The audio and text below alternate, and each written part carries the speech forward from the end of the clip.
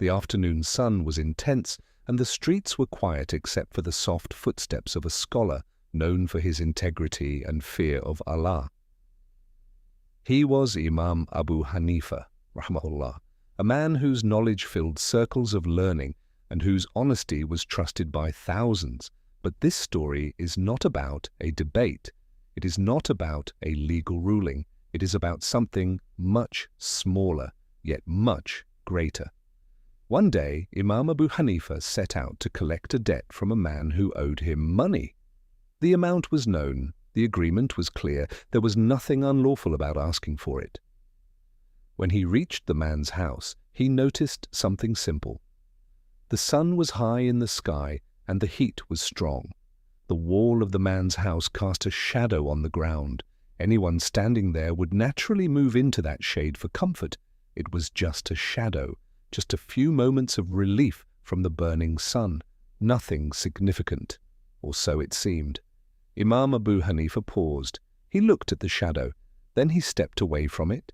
He chose to stand under the direct heat of the sun instead.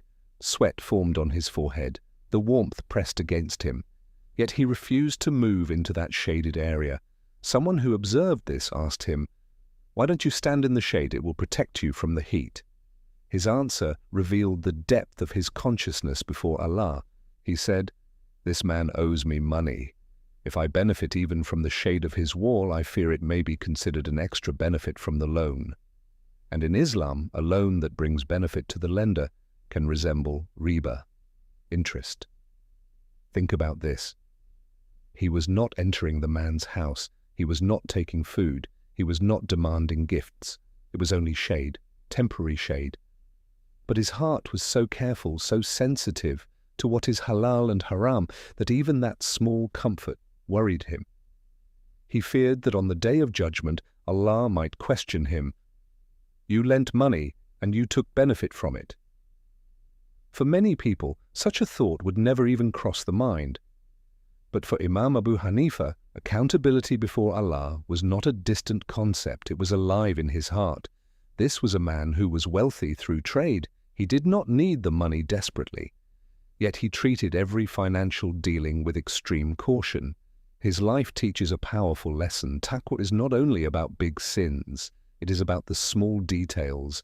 It is about the grey areas. It is about protecting your heart from even the slightest doubt.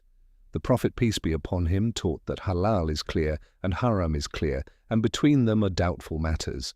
Whoever avoids the doubtful has protected his religion and honor. Imam Abu Hanifa lived this teaching. Standing under the burning sun was easier for him than standing in front of Allah with a questionable action. The world may see that shadow as insignificant, but he saw something else. He saw accountability. He saw the hereafter. He saw a scale that weighs even the smallest deeds, and perhaps that is why his knowledge was blessed. Because knowledge without taqwa becomes arrogance, but knowledge with taqwa becomes light. That day, the people around him may have only seen a man standing in the sun, but the angels saw something greater. They saw a heart that refused to trade eternal safety for temporary comfort. They saw a scholar who understood that true wealth is not money. True wealth is a clean record before Allah. And so he stood there, patient, careful, sincere, choosing the heat of this world over the heat of the hereafter.